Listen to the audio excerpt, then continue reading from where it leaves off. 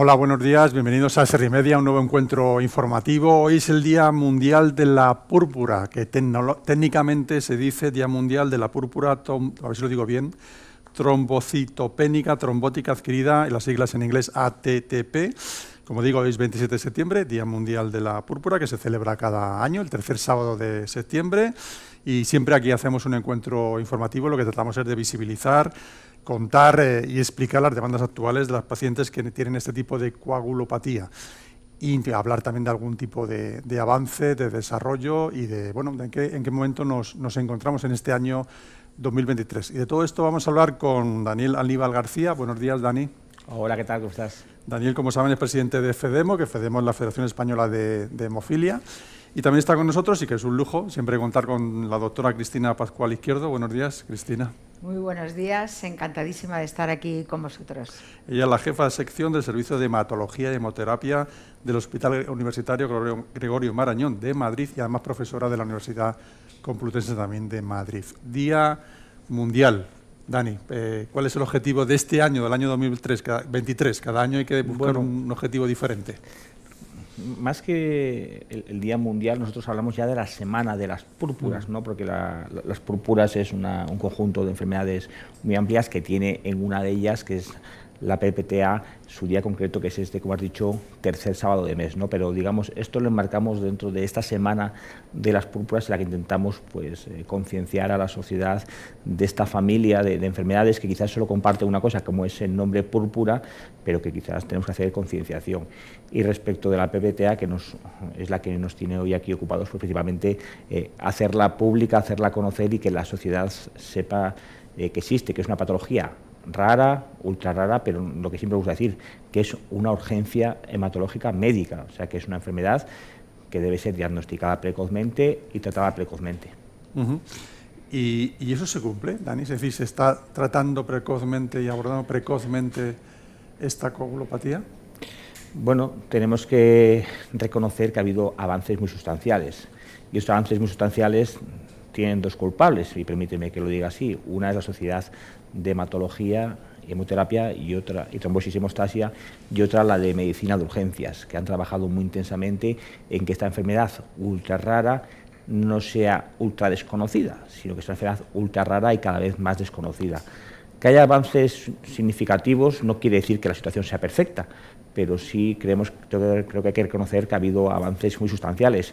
Y permíteme, Cristina, que yo siempre recuerde lo que un día nos comentaste, la diferencia de dos casos prácticamente iguales, uno tratado precozmente y otro no tratado precozmente. Y aquella sesión que nos diste, pues creo que a todos nos ha marcado, ¿no? Esa sensación de que es una enfermedad grave, pero que tratada precozmente no es mortal, y una enfermedad grave que tratada de manera no precoz es mortal. Y creo que es una cosa que a todos los que estuvimos ahí presentes nos marcó. Y esa labor de proselitismo, Cristina, creo que ha ido calando entre toda la sociedad, entre toda la comunidad hematológica y entre toda la comunidad médica. ¿Es así, Cristina? Sí, yo creo que desde los últimos 4 o 5 años estamos teniendo una concienciación enorme para reconocer esta enfermedad, ¿no? En el servicio de urgencias, que es donde vienen prácticamente el 90% de los pacientes. Hemos concienciado a todo el servicio, los integrantes de los servicios de urgencias pues de este país, en poder reconocer y diagnosticar o sospechar lo antes posible esta enfermedad, porque como muy bien ha dicho Daniel, un tratamiento precoz puede salvar vidas y disminuir la mortalidad hoy por hoy, y con toda la batería de las estrategias farmacéuticas, si no, podemos llegar a menos de un 5%. Recordar, ¿no? A modo de, esta enfermedad sin tratamiento es 90% mortal, y a pesar de un tratamiento adecuado, estamos en unas cifras de alrededor de un 15-20%. Ahora, la verdad es que desde la incorporación del Caplacizumab, que es el último fármaco en el mercado que tenemos disponible para estos pacientes. ¿Puedes repetir el nombre? Sí, es el Caplacizumab. Vale, gracias. Entonces, gracias a ello, la verdad es que la mortalidad ha disminuido muchísimo y las respuestas son mucho más precoces. Pero la formación intensa que hemos llevado a cabo de la Sociedad Española de Hematología y Hemoterapia, el Grupo Español de Aféresis y, por supuesto, la verdad es que FEDEMO, ¿no?, con su apoyo para que la formación, que es lo más importante a fin de cuentas, podamos reconocer esta enfermedad lo antes posible. ¿Y ha sido fácil o difícil la explicación a los compañeros de urgencia, los urgenciólogos que están ahí en el día a día, de decir, oye, cuidado, ojo, cuando viene un paciente con estas características hay que tener una línea específica? Sí, a ver, son profesionales, es verdad que son unos profesionales tremendos, muy bien formados, pero que se tienen que, ¿verdad?, encargar de todas las enfermedades, de todas las patologías, y esta es una enfermedad ultra rara que también ha dicho Daniel. Sí, porque la incidencia es muy pequeña. No llega en España a 3 pacientes por millón de habitantes año, es decir, es muy baja. Es decir, que hay que estar machacando e insistiendo en la existencia de esta enfermedad, y qué datos de alarma los médicos de urgencias tienen que prestar muchísima atención para saltar y empezar toda la batería diagnóstica. ¿Cuáles serían esos 2 o 3 datos que a un médico o a un paciente o a un familiar le pueden llamar la atención? Pues fundamentalmente, independientemente de la sintomatología, que a veces no hay grandes síntomas que alertan, es en la analítica de las exploraciones complementarias, en el estudio del hemograma, el paciente casi siempre tiene anemia y trombopenia muy importante. Y con esos 2 datos, hemoglobina baja, plaquetas bajas, debe de saltar las alarmas para empezar a hacer todos los pasos siguientes para poder llegar al diagnóstico o descartarlo. Claro. ¿Y cuáles serán esos pasos? ¿Salta la alarma? Vamos a seguir un caso concreto. ¿Salta la alarma en lo que es tu hospital, Gregorio Marañón de Madrid? ¿Y cuál sería el siguiente paso? Bueno, pues el médico de urgencias avisa al hematólogo de guardia para que haga un examen del frotis de sangre periférica, que eso es analizar al microscopio todos los elementos celulares que hay en la sangre. Entonces tiene que comprobar que bastantes hematíes, más de un 3%, están rotos, están fragmentados. Y es lo que aparece, esos hematíes rotos llamamos esquistocitos, que si bien no son patognomónicos de la PTTA, pero sí que siempre aparecen en la PTTA. Es decir, que con esos datos, anemia, hemoglobina baja, plaquetas bajas y presencia de esquistocitos, ya hay que empezar a funcionar y la sospecha es alta. El dato confirmatorio para el diagnóstico de certeza es la determinación de la actividad del ADAMTS13, que su deficiencia es la base fisiopatológica fundamental para hacer el diagnóstico. Esto, hoy por hoy, no lo tiene ningún laboratorio de urgencias. Es decir, que esto lo vamos a poder determinar al día siguiente y vamos a poder tener como mucho en 24 horas o, bueno, depende de la hora que llegue el paciente, a partir de 12 horas el resultado. Con lo cual tenemos 12 horas previas sin diagnóstico de certeza, pero que tenemos una alta sospecha por los datos analíticos y porque hoy por hoy hay unos scores clínicos de detección precoz. Y es lo que estamos utilizando en los servicios de urgencias, en la hematología de urgencia, para poder hacer la sospecha diagnóstica con una alta sensibilidad y especificidad. ¿Esos 12-24 horas son críticas? Es decir, ¿puede el paciente tener...? Sí, son críticas, porque hoy por hoy, hasta ahora mismo, hay que empezar rápidamente el recambio plasmático, que es el gol estándar entre otros, ¿no?, del tratamiento de la PTTA, que consiste en un procedimiento de aféresis en el que hay que sacar plasma del paciente, que tiene muchísimos anticuerpos, que son los que bloquean el ADAMTS13, y tenemos que aportar plasma de donantes con mucha cantidad de ADAMTS13. Y eso hay que empezar a hacerlo lo antes posible. Vale, y una vez que pasas ese trámite, 12-24 horas, diagnóstico, a partir de ahí, ¿qué proceso sigue ese enfermo? Ese enfermo queda ingresado en el hospital, normalmente a cargo de hematología o, en muchas ocasiones, en una unidad de cuidados intensivos, porque las primeras 24-48 horas son cruciales para la evolución, porque esta enfermedad característicamente lo que produce son trombos obstrucciones de los vasos, fundamentalmente de vasos pequeños, y le encanta el cerebro, le encanta el corazón y le encanta el riñón y el intestino. Entonces hace microtrombosis y puede producir eventos isquémicos muy importantes, que son fundamentalmente la causa de los fatales eventos. Claro. Entonces, con esa gravedad, con esa vigilancia estrecha que necesita el paciente, en muchas ocasiones el paciente tiene que ir a cuidados intensivos. Se le empieza el recambio plasmático, que ha de hacerse diario. Hay que empezar con un tratamiento inmunosupresor, porque no debemos de olvidar que es una enfermedad autoinmune. La deficiencia de Adams 13 severa la provoca la presencia de unos anticuerpos que van a bloquear su actividad y hacen que, lo que nosotros llamamos el factor von Willebrand ultra largo, haga trombos plaquetarios. Entonces necesitamos bloquear de forma rápida esos anticuerpos, tratamiento inmunosupresor, ¿vale? Y luego la tercera pata del combo terapéutico inicial, que por suerte ha llegado a poderlo utilizar, es el caplacizumab, que es el anticuerpo que va a bloquear ese factor von Willebrand que no se escinde de forma adecuada. Y es el fármaco que de forma inmediata bloquea y previene las trombosis. Y a partir de ahí sigue... Y a partir de ahí el paciente queda ingresado, se empieza su tratamiento diario con recambios, caplacizumab diario y el tratamiento inmunosupresor diario. Y hay que esperar a que esas plaquetas que vinieron muy bajas en la urgencia recuperen pues hasta una cifra de 150.000, que para nosotros, para la comunidad internacional, es el criterio de respuesta clínica. 2 días consecutivos, más de 150.000 plaquetas. Luego ya a partir de ahí se va a casa. El paciente, podemos suspender el recambio plasmático y el paciente puede ir a su casa con su tratamiento inmunosupresor y su caplacizumab, que puede perfectamente administrarse en su propio domicilio. ¿Y lo hace qué hace? ¿Cada día?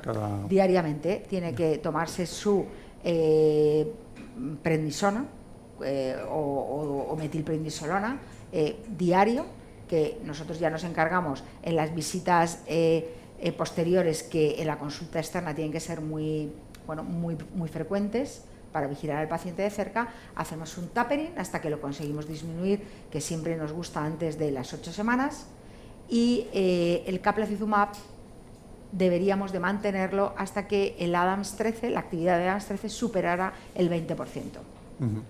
¿Puede hacer vida normal? ¿Puede trabajar? ¿Puede estudiar? Cuando ya recupera todas esas cifras y el riesgo de recaída o exacerbación son muy bajas, el paciente ya puede hacer pues una vida prácticamente normal. Y ahora, por ejemplo, lo hemos comentado alguna vez, que ha llegado el verano, agosto, te vas de vacaciones, ¿qué haces?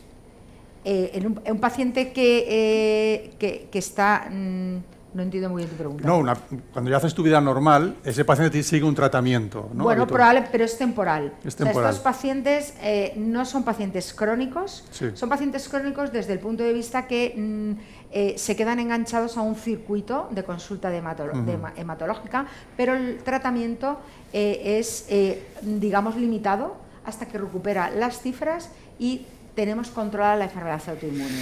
Y ese paciente puede hacer una vida absolutamente normal. ¿Y no tiene que tomar ningún tipo de tratamiento ni nada?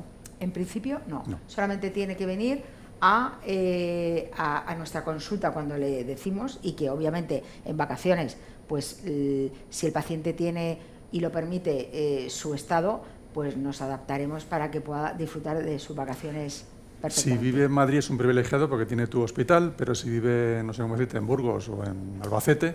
Pues la verdad es que los hospitales de segundo nivel, bueno, todos los hospitales de tercer nivel pueden hacer recambio plasmático, y los hospitales de segundo nivel casi todos. Es decir, que el problema de estos pacientes, el hándicap que es el recambio plasmático, cada vez está más extendido en hospitales incluso pequeños, o esos hospitales pequeños que no lo tienen una comunicación muy dinámica para poder trasladar al enfermo si hiciera falta. ¿El tipo de paciente hay una ficha especial? No sé, ¿tiene una edad? ¿Es hombre? Son mujeres. Bueno, sí, es edad media, 45 o 55 años y, bueno, característicamente en mujeres, entre un 70-30%. Raza negra también, pero bueno, nosotros aquí en España esto no lo vemos muy frecuentemente, pero que es mucho más descrito en Estados Unidos. Has hablado de un medicamento, un tratamiento importante que es Avanzar, que salva vidas. ¿Hay en previsión nuevos tratamientos, nuevas...? Bueno, hay nuevos tratamientos y nuevas estrategias, pero los nuevos tratamientos, el Adams 13 recombinante es un fármaco que precisamente aporta esa enzima que está muy deficitaria el paciente con PTTA y está en ensayo clínico en fase 3 y muy avanzado, con los resultados muy prometedores en fase 2 que ya se comunicaron en el último Congreso Europeo de Hematología. Ahora mismo está reclutando el fase 3 y yo creo que en el año 24 podremos obtener resultados muy prometedores con este fármaco, que la verdad es que va a ser muy importante en esta patología, pero también quiero recordar que la PTTA, hay un grupo de pacientes que se llama congénita, se llama PTT congénita porque se hereda, y para este grupo de pacientes va a ser importantísimo, pero también para los pacientes con PTTA. Y por otro lado, se está explorando otra estrategia en estos pacientes, y es administrar inmunosupresión potente, como la que administramos, caplacizumab, y intentar evitar el recambio plasmático. Y eso hay datos de cohortes limitadas de pacientes europeos en los que se ha visto que sin recambio plasmático con caplacizumab e inmunosupresión se pueden obtener resultados muy prometedores, y Sanofi ha puesto en marcha es un fase 3 de un solo brazo, en el que vamos a explorar que pacientes con unos criterios de inclusión que llegan a la urgencia podemos empezar caplacizumab, inmunosupresión potente, sin recambio plasmático. Has mencionado que hay una parte que es congénita, una parte de la enfermedad. ¿Esto se puede prever cuando alguna persona está embarazada? No. Es decir, de hecho, la PTT congénita puede ser silente durante la infancia, no es lo habitual, y puede desencadenarse en el embarazo. Entonces, la PTT congénita no la puedes prever, la tienes que sospechar, diagnosticar, y luego hay que hacer una determinación genética, hay que analizar el DNA, ¿no?, para ver si hay una mutación dentro de la enzima que impide que se produzca de manera suficiente. Has hablado de esos nuevos procesos de medicamentos, tratamientos. Siempre hay críticas en que España tarda un poquito, la Agencia Española de Medicamento tarda un poco en admitir un nuevo medicamento. No sé si es este caso o hay que pedir que se acelere un poco más su aprobación. Bueno, el caplacizumab, la verdad es que ya se obtuvo el IPT en el año 21 y la verdad es que fue un IPT que no nos gustó demasiado a los profesionales. Lo que pasa que es verdad que la verdad que no tardó mucho, no son esos 24 meses de las enfermedades ultra raras, por eso te digo. No tardó mucho, pero tardó. O sea, que costó desde luego más de 12 meses la aprobación. Sí que es verdad que pudimos, por un programa de MAP, utilización precoz del fármaco proporcionado por Sanofi, pudimos utilizar el fármaco pues casi hasta en 77 pacientes en España. Y luego, ya después de la publicación del IPT, la verdad es que la utilización está siendo mucho más sencilla. En ese caso, los pacientes son pro conejillo de Indias, ¿no? Es decir, que se ponen en cualquier situación con tal de mejorar su enfermedad. Totalmente, ¿no? O sea, ellos quieren mejorar, se ponen en manos de un profesional y confían en ellos, y bueno, en un ensayo clínico probamos algo que ya sabemos que es seguro, que han pasado sus fases de ensayos clínicos, ¿no? Desde el 1, sobre todo, que ahí es donde vemos la seguridad del fármaco, que es lo que nos preocupa más a los profesionales, ¿no? Utilizar ensayos clínicos con fármacos que sean seguros. Si luego resultan beneficiosos, fenomenal. Claro, bueno, pero hay que probar. No hay otra manera no hay otra manera. El paciente, entiendo que este paciente es responsable, se cuida mucho. Sí, el paciente con PTT, bueno, tiene bastante incertidumbre porque al ser una enfermedad rara, aquí es donde las asociaciones de pacientes hacen ese apoyo psicológico que es fundamental, porque cuando tienes una enfermedad que la tienen poquísimas personas, que no te vas a encontrar en la consulta de hematología, en la sala de espera, con otro igual, con el que vas a comentar, pues bueno, son pacientes que viven la incertidumbre de la recaída, porque es verdad que es una enfermedad que hoy por hoy pues hasta un 40% puede recaer, y este es el miedo que tienen los pacientes. Nosotros lo podemos prever, esto sí que nosotros podemos prever una recaída, y por eso son pacientes que se convierten en crónicos, y por eso tienen que estar enganchados a una consulta médica. No les damos de alta, ya nunca. Pero son pacientes que se cuidan, son responsables y en general sí. Y ahora hemos pasado la COVID, hemos vuelto a la presencialidad, es decir, ya hay contacto ahora con los pacientes de manera más habitual como podía haberlo antes. Sí, sí, aunque la telemedicina ha venido para quedarse. Eso es verdad, incluso los pacientes lo reclaman. Cuando el paciente necesita ser visto o necesita conversación personal, tenemos esa opción, pero luego hay pacientes y nos lo exige también la consejería, ¿no? Hay que mantener un porcentaje de telemedicina que ahorra que el paciente pierda horas de trabajo. En Madrid todos sabemos lo que cuesta una consulta médica por la mañana, que al final pierdes la jornada, porque entre que vas, que vienes, que llegas a tu trabajo. Entonces hemos recuperado la presencialidad, mantenemos la telemedicina. Comentaba Dani, la doctora, que el tratamiento, la relación de FEDEMO con los pacientes es muy importante. Yo entiendo no solo para el paciente, sino también para el entorno familiar. Sí, y veré solo un comentario de lo que haya dicho Cristina. Esta patología es complicadísima y la explicación que ha hecho Cristina, que hemos entendido todos, es para grabarlo y que creo que todos los estudiantes de hematología de la carrera se lo vean cuando tengan que estudiar todas las microgeometrías trombóticas y demás, porque creo que lo has explicado, que lo hemos entendido hasta yo lo he entendido. Yo también. Imagínate, bueno, esa era mi intención. Lo hemos entendido hasta yo. Respecto a lo que comentabas del apoyo de FEDEMO, FEDEMO nació como una entidad de pacientes de hemofilia, pero hace ya años, siguiendo un consenso internacional, hemos ido ampliando nuestro foco, ¿no? Por ejemplo, ya hay entidades que formalmente se llaman de coagulopatías, ¿no? FEDEMO estamos en una fase en la que somos de hemofilia y otras coagulopatías. Esto lo explico porque dices, como FEDEMO, una entidad que tiene hemofilia en el título, da apoyo a pacientes de púrpuras, que no es el nombre, ¿no? Es porque hemos dado este paso adicional a cubrir otras necesidades no cubiertas, necesidades no clínicas, necesidades sociales no cubiertas.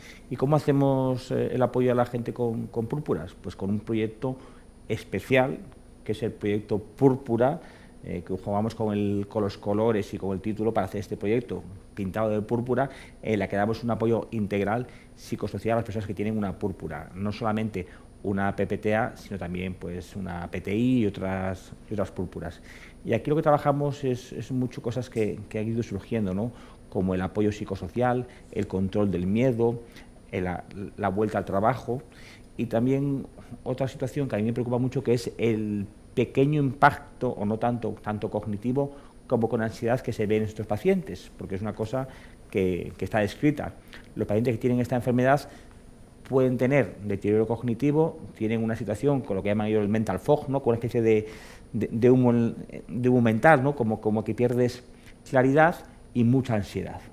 Que estas son cosas que tenemos que atajar nosotros, quizás porque los clínicos en su día a día no puedan hacer este apoyo, y quizás porque quizás podemos ayudar nosotros más en esto que los clínicos. Luego otra situación es el impacto laboral, pues son personas que a veces pierden el trabajo, personas que a veces tienen una incapacidad laboral y tenemos que apoyarlas. Y luego otro elemento que es el miedo. Antes comentabas, la gente puede viajar o no puede viajar. Tenemos pacientes, sobre todo mujeres, con esta enfermedad que solamente viajan a ciudades en las que haya recambio plasmático y controlan mejor el mapa de hospitales con recambio plasmático que el Ministerio, porque tienen un miedo tremendo a tener una recaída y que la recaída no les pille a 10 minutos de un hospital con recambio, sino que les pille a una hora. Y lo ha hecho muy bien Cristina. Hay muchos centros en España que tienen recambio plasmático, pero sigue habiendo algunos que no. Y por tanto los pacientes nos preguntan, oye, si voy de vacaciones a X, ¿allí me pueden hacer en caso de la recaída esto? Te lo digo como ejemplo de ese miedo y de esa concienciación de que aunque no están de alta, ¿no?, de que pueden tener una recaída, muchos pacientes son conscientes de esto. Y esto lo hacemos, como te digo, con un proyecto específico que hacemos hace años respecto a la atención de los pacientes con púrpura. Y permíteme solo un comentario respecto quizás al pipeline o a los avances y al precio y reembolso. Creo que aquí tenemos que felicitarnos todos porque este fármaco innovador, este fármaco de alto impacto, entró en la prestación sanitaria, entró en un periodo que no es aceptable, pero sí es lo que tenemos en nuestro entorno, pero luchamos mucho y creo que aquí es importante que hasta que el fármaco estuviese autorizado, si un paciente lo necesitaba, tenía que acceder a ello. Y esto creo que es un buen ejemplo, ¿no? El Ministerio y el laboratorio tienen que discutir del precio, de la financiación y demás, pero que no es razonable en un país como el nuestro que un paciente que pueda beneficiarse en ese interín del fármaco no lo hiciese, ¿no? Y creo que esto es un buen ejemplo que debería ser copiado, creo que para todos los fármacos, que sigan discutiendo si es A o B o C, 1000 o 2000, pero mientras esos 77 pacientes que entraron, si no hubiesen entrado en el fármaco, hubiesen tenido una situación clínica mucho peor. Sí. Y creo que hay que ser conscientes de esto. Y el futuro creo que lo ha hecho muy bien Cristina. Hay fármacos, el fármaco que ha comentado el ANASPC recombinante, hace poco ya ha ido a un CHMP en el que se ha empezado a hablar del fármaco, por lo tanto ya no es un futuro lejano, no es esperanzas injustificadas de pacientes, es una realidad que esperemos que llegue pronto. Para ti, Cristina, entiendo que es también una satisfacción, ¿no?, ver la evolución de esta enfermedad y ver que se pueden salvar vidas, ¿no? En este espacio de tiempo, llevas unos cuantos años trabajando en esto, ¿no? Pero que también el médico al final también es persona, no solo es una persona formada, preparada, buscando soluciones, pero hay veces que no las encuentras en alguna enfermedad. No, ha sido increíble estos últimos 5 años en esta enfermedad. La verdad es que el avance en la fisiopatología, en el diagnóstico y en el tratamiento ha sido espectacular y fundamentalmente hemos aprendido muchísimo de los registros nacionales e internacionales. En enfermedades ultra raras o raras, la verdad es que toda la evidencia obtenida de la recogida retrospectiva o prospectiva de datos de los pacientes que han sido tratados nos han aportado una información valiosísima, ¿no? Y aquí pues yo quiero reconocer el registro británico, el registro francés y, como no, el registro español, ¿no? En el que pues bueno, yo quiero aquí agradecer públicamente al doctor Julio del Río, que inició hace muchísimos años, fue un enamorado de esta enfermedad y invirtió, ¿no?, y ha invertido mucho tiempo en que pues muchos nos enganchemos a esta enfermedad y podamos trabajar en investigar y en prosperar y en estar a la última en el acceso a cualquier fármaco lo antes posible. Cuando hablas del registro inglés-francés, entiendo que Europa también está investigando, desarrollando esta materia. ¿Colaboráis, intercambiáis información entre los profesionales? Sí. ¿Se puede incluso crear algún banco de datos aprovechando la Unión Europea para avanzar más? Mira, Alemania, Inglaterra, Francia y nosotros en Europa, bueno, aparte, ¿no?, luego hay otros grupos, pero bueno, los más potentes son los que te he nombrado. Ahora mismo hemos reunido en un proyecto que se llama CAPLA 500, ¿no? Pues más de 500 pacientes, ¿no?, trabajando de forma conjunta para poder obtener la evidencia y la evidencia sobre todo y la experiencia en vida real que hemos tenido en la utilización en los últimos 4 años, en el que este fármaco, el Caplacizumab concretamente, ha entrado a formar parte de nuestra batería de tratamiento para estos fármacos, para esta enfermedad. Sanofi, por lo que veo, bueno, en este tema es bastante prioritario. ¿Hay otros laboratorios que también están intentando buscar alternativas? Sí, Takeda. Takeda es el responsable de liderar, está liderando el ensayo, bueno, todo el desarrollo de investigación del Adams TC recombinante. Y la verdad es que Sanofi y Takeda son los laboratorios ahora mismo más implicados en esta enfermedad. Tú también tienes una parte de profesora en la universidad. ¿Los alumnos les interesan, porque estamos hablando de una especialidad muy pequeña al final, dentro de lo que es el mundo de la medicina, ¿les interesan estos temas a los alumnos actuales? Pues sí, la verdad es que la hematología, que tú lo has dicho perfectamente, es un trocito muy pequeño de la patología médica, que es de lo que yo soy profesora, es muy pequeña, pero sí que les interesa. Sí que les interesa. Estas enfermedades les suenan un poquito raras. Claro. Las ultra raras les suenan raras. Pero bueno, yo creo que la verdad es que en cuanto a su fisiopatología son interesantísimas y las van a conocer después. Nosotros a nivel universidad damos hematología en sexto en la Facultad de Medicina de la Complu, y es verdad que ellos ya van a ser casi médicos, pero les queda muy lejos lo que es la hematología y sobre todo estas enfermedades. No, pero tienen la suerte, ¿no? Porque en sexto realmente están en tu hospital ya están integrados dentro del hospital. Sí, están integrados, y nosotros las clases las damos en el mismo hospital, igual que el resto de los hospitales universitarios. Sí, los tenemos ahí ya rotando con nosotros y dando clase, ¿no?, teórica. Es importante hacer cantera, Dani, para que la medicina sepa también de vuestra enfermedad.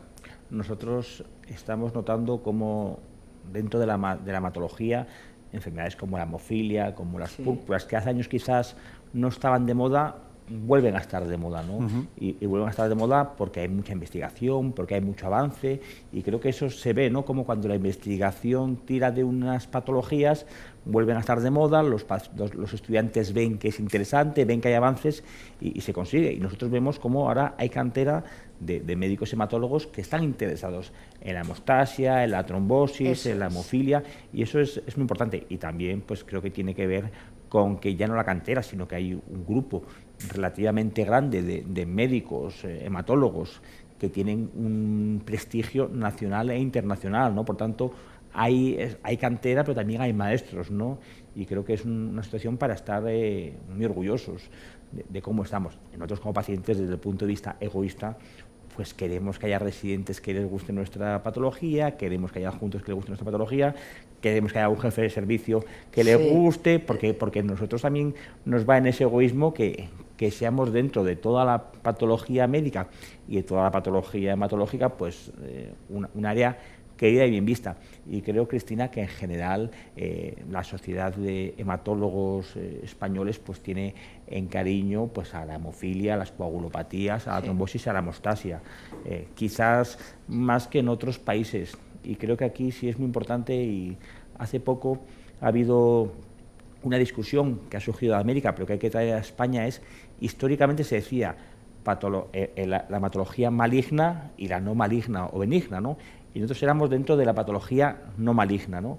Y están diciendo los americanos, y hay que copiarlos, que hay que erradicar eso de lo no maligno, ¿no? Porque parece como que es menos grave.